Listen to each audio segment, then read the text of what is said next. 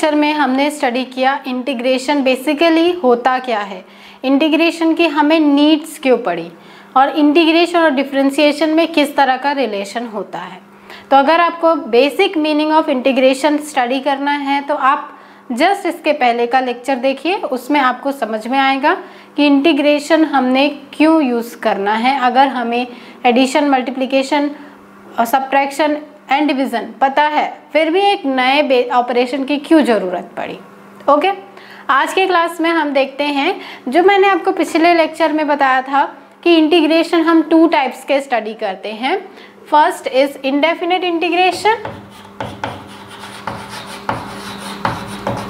And second is definite integration. ये दोनों क्या होते हैं हम ये आज स्टडी करेंगे और इंटीग्रेशन के कुछ प्रॉपर्टीज स्टडी करेंगे। तो इंडेफिनिट एंड डेफिनेट इंटीग्रेशन, नाम से ही आप बता सकते हैं। इंडेफिनेट मीन्स कुछ अनडिफाइंड वैल्यू होगी, एक फिक्स वैल्यू हम फाइंड नहीं कर पाएंगे। तो इनडेफिनिट इंटीग्रेशन से रिलेटेड टर्म्स या उनसे रिलेटेड क्वेश्चंस जब हम सॉल्व करेंगे तो हमें फिक्स्ड वैल्यू नहीं मिलेगी, नॉट फिक्स्ड वैल्यू। एक हमें ये वेरिएबल के टर्म्स में मिलेगा, लाइक 2x + 3 या हम कहें log x या cos x।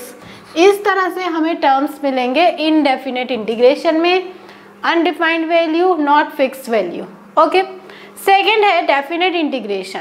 जब हम डेफिनेट इंटीग्रेशन से रिलेटेड टर्म्स करेंगे तो हमें एक फिक्स वैल्यू मिलेगी। ओके, लाइक हमें ये नंबर्स में एक फिक्स्ड वैल्यू मिलेगी, जैसे आप कहें 25 या हमें ये मिल गया 35/6। इस तरह की एक फिक्स वैल्यू हमें डेफिनेट में मिलती है। तो इंटीग्रेशन के ये 2 बेसिक पार्ट्स हैं। अभी हम पहले इनडेफिनेट इंटीग्रेशन पढ़ेंगे, फिर उसके बाद में डेफिनेट इंटीग्रेशन पढ़ेंगे। तो अभी एक जनरल इंट्रोडक्शन हमने किया कि इनडेफिनेट और डेफिनेट की मीनिंग क्या होती है। अब हम इंटीग्रेशन की कुछ प्रॉपर्टीज़ देखते हैं। जैसा कि हमने पिछले लेक्चर में पढ़ा था कि इंटीग्रेशन जो है वो डिफरेंशिएशन का रिवर्स प्रोसेस होता है। Okay,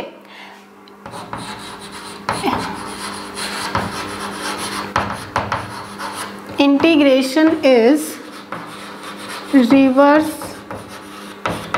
process of differentiation. Okay, जैसे अगर डिफरेंशिएशन की बात करें तो इसे हम इंडिकेट करते हैं d/dx से। इंटीग्रेशन को हम इंडिकेट करते हैं इस तरह के साइन से।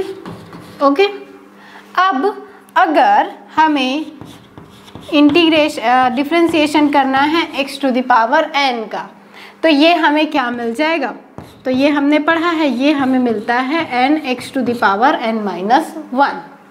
ठीक है, ये हमें इसका डिफरेंशिएशन मिलता है। अब अगर हमें इंटीग्रेशन करना है x⁴n का, तो ये हमें क्या मिलेगा? ओके, तो यहाँ पर ये एक नया फॉर्मूला है, मैं आपको बता दूँ, दिस इज x⁴n+1/n+1। ये आपको याद करना होगा। पर अगर हमें ये भी याद करना है, ये भी याद करना है, फिर हम कैसे कह सकते हैं कि इंटीग्रेशन डिफरेंशिएशन का रिवर्स प्रोसेस है? अब देखिए, अभी हमने इसी फंक्शन को लिया और इंटीग्रेशन किया, डिफरेंशिएशन किया और इसी फंक्शन का हमने इंटीग्रेशन किया। ओके, अब जब हमने x⁴n का डिफरेंशिएशन किया तो हमें मिला nx⁴n-1। अब हम जब इसका इंटीग्रेशन करेंगे लाइक दिस, nx⁴n-1 dx। ठीक है, तो ये एक बेसिक फॉर्मूला है, ये आपको याद रखना है और इसी को इसमें अप्लाई करिए। ठीक है, अब यहाँ पर x⁴n है, पावर यहाँ पर क्या है? n-1 और ये कांस्टेंट है, तो ये कांस्टेंट n बाहर आ गया। अब पावर n-1 है और फॉर्मूले में क्या होता है? +1। ये तो टोटल n की वैल्यू है यहाँ पर और ये +1 वैसे ही यहाँ पर हो गया इस तरह से। ठीक है, ये -1 + 1 कैंसिल, -1 + 1 कैंसिल, यहाँ पर n है, यहाँ पर भी n है, ये भी कैंसिल, क्या बच गया? x⁴n। अब आप समझ गए कि हम क्यों कह रहे हैं कि इंटीग्रेशन डिफरेंशिएशन का रिवर्स प्रोसेस है, क्योंकि हमने जब x to the power n का डिफरेंशिएशन किया तो हमें n x to the power n-1 मिला, और जब इसका हमने इंटीग्रेशन किया फिर से तो हमें ये x to the power n मिल गया, वही फंक्शन जिसका डिफरेंशिएशन हमने किया था। ओके, अब इसके बेसिस पर हम कुछ और फॉर्मूले डिराइव करते हैं, ठीक है। जैसे कि देखिए, हमें पता है अगर हम sin x का डिफरेंशिएशन करते हैं तो ये हमें मिलता है cos x। अब इस cos x को जब हम इंटीग्रेट कर देंगे, ऐसे इस cos x को जब हम इंटीग्रेट कर देंगे तो हमें बाय दिस रूल हमें क्या मिल जाएगा, sin x, ठीक है। सेकेंड देखिए, हमें पता है कि cos x को जब हम डिफ्रेंशिएट करते हैं तो ये हमें मिलता है माइनस ऑफ sin x, ठीक है, ये आपको पता है। अब अगर हम माइनस ऑफ sin x को इंटीग्रेट कर दें तो ये हमें क्या मिल जाएगा, ये माइनस कॉमन cos x, ठीक है। अब आपको कुछ फॉर्मूला यहाँ से मिल गए, x to the power n का sin x का डिफरेंशिएशन cos x का डिफरेंशिएशन माइनस sin x, यहाँ पर क्या है cos x का इंटीग्रेशन sin x का इंटीग्रेशन क्या होता है, माइनस ऑफ cos x, ये इस तरह से होता है, sin x का इंटीग्रेशन होता है माइनस ऑफ cos x। और इसी तरह के कुछ और फॉर्मूले हैं, मैं यहाँ पर फॉर्मूला शीट आपको शेयर कर रही हूँ, वो आप देखिए, और जितने भी फॉर्मूले हैं वो हमें यहाँ पर याद करने हैं, और जब हमें फॉर्मूले याद होंगे तभी हम इंटीग्रेशन से रिलेटेड क्वेश्चंस कर सकते हैं, क्योंकि इंटीग्रेशन के चैप्टर में फॉर्मूला बहुत इम्पॉर्टेंट है। एक एक फॉर्मूले आपको पता होने चाहिए, क्योंकि अभी आप छोटे छोटे क्वेश्चंस करेंगे, आगे जब लेवल अप होता जाएगा आप देखेंगे कि कई फॉर्मूले एक ही क्वेश्चन में हम यूज़ करेंगे। तो इसलिए आप इसे बार बार लिखिए, और बार बार लिखने से, क्वेश्चन प्रैक्टिस करने से ये अपने आप रिमाइंड हो जाएंगे। तो आप फॉर्मूला देखिए,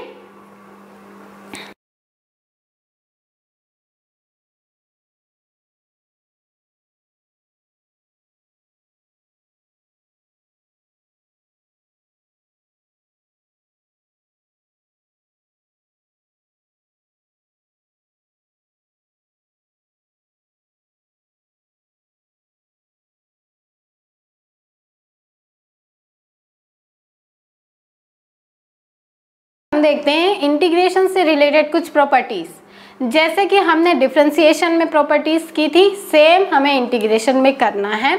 जैसे हमने डिफरेंशिएशन में यहाँ पर पढ़ा था कि अगर इस तरह से कोई फंक्शन, टू फंक्शंस हैं जो एडिशन में हो या मल्टीप्लिकेशन के फॉर्म पे हो, तो जब हम डिफरेंशिएट करते हैं तो ये हमें इस तरह से मिल जाएगा, इंडिविजुअल उनका डिफरेंशिएशन।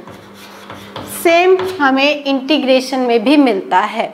अगर टू फंक्शंस इस तरह से मल्टीप्लिकेशन या एडिशन या सब्ट्रैक्शन के फॉर्म पर होते हैं और हमें उनका इंटीग्रेशन करना है, तो ये हमें इस तरह से इंडिविजुअली इंटीग्रेट मिलते हैं।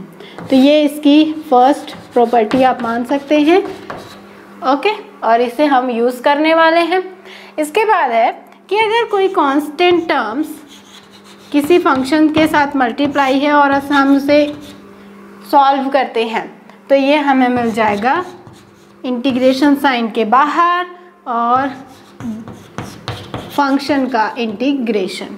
कांस्टेंट टर्म को हम बाहर ले लेंगे और फंक्शन का हम इंटीग्रेशन करेंगे। ओके, हम किसी भी फंक्शन का जब भी हम किसी फंक्शन का इंटीग्रेशन करते हैं तो ये हमें मिलता है इस फंक्शन का इंटीग्रेशन।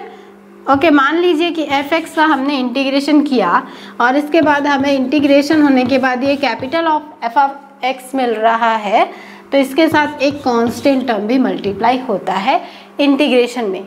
आप देखते हैं कि डिफरेंशिएशन में ऐसा नहीं होता, पर इंटीग्रेशन में होता है, यहाँ पर एक कांस्टेंट टर्म मल्टीप्लाई। ठीक है, प्रॉपर्टीज है इंटीग्रेशन की, ये आप याद रखेंगे। ओके, अब एक दो क्वेश्चंस हम देखते हैं फिर इसके बाद नेक्स्ट लेक्चर में हम इसके मोर नंबर ऑफ क्वेश्चन सॉल्व करेंगे।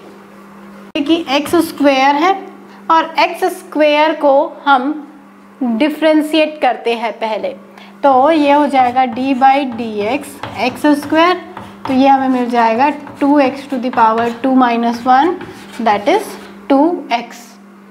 अब अगर हम इस 2x को इंटीग्रेट करते हैं, ठीक है, तो ये क्या मिल जाएगा, ये 2 कांस्टेंट है तो ये हमें इस तरह से मिल गया।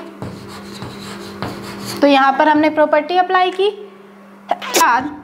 यहाँ पर x की पावर 1 है तो ये हो जाएगा x to the power 1 + 1 upon 1 + 1 that is 2x square upon 2, ये 2 कैंसिल हो गया और ये हमें मिल गया x स्क्वायर।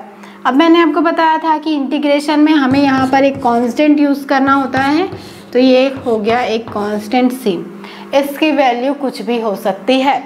अब यहाँ पर हम कांस्टेंट क्यों यूज़ करते हैं, देखिए अभी हमने केवल x स्क्वायर लिया था, मान लीजिए कि हम एक दूसरा फंक्शन लेते हैं like x square plus 50, okay, और इससे डिफ्रेंशिएट करते हैं।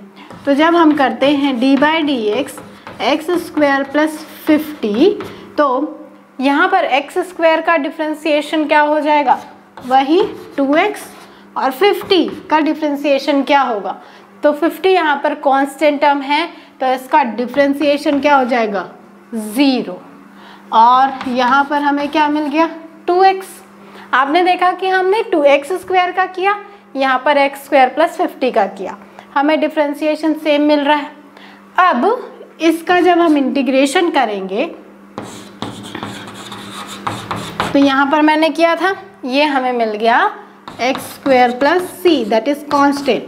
अब इस c की वैल्यू कुछ भी हो सकती है 1 2 3 4, तो यहाँ पर इसकी वैल्यू क्या है 50, तो इसलिए उसी चीज़ को इंडिकेट करने के लिए यहाँ पर हम कांस्टेंट का यूज़ करते हैं। यहाँ पर जैसे डिफ्रेंशिएशन हम करते हैं कांस्टेंट टर्म का, तो यहाँ पर इसका डिफ्रेंशिएशन 0 हुआ, तो कांस्टेंट टर्म का डिफ्रेंशिएशन 0 होता है, और अगर हम कांस्टेंट टर्म का इंटीग्रेशन करते हैं तो ये हमें मिलता है x, मतलब वही फंक्शन मिलता है जिसके रिस्पेक्ट में हम इंटीग्रेशन करते हैं, ठीक है। ये कांस्टेंट c और उसके साथ ये x हमें मिलता है। या हम सीधे शब्दों में कहें तो अगर हम 1 का इंटीग्रेशन करेंगे x के रिस्पेक्ट में तो हमें यहाँ पर x मिल जाएगा, ओके। और ये बात भी आप ध्यान रखिएगा कि जब भी हम इंटीग्रेशन करें हमें उसके साथ एक कांस्टेंट टर्म लगाना है।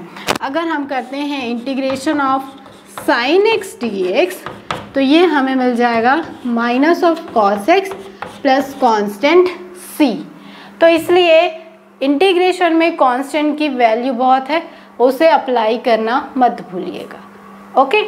इसके बाद नेक्स्ट लेक्चर में हम कुछ क्वेश्चंस लेकर सॉल्व करेंगे और क्वेश्चंस हम हाई लेवल के लेंगे।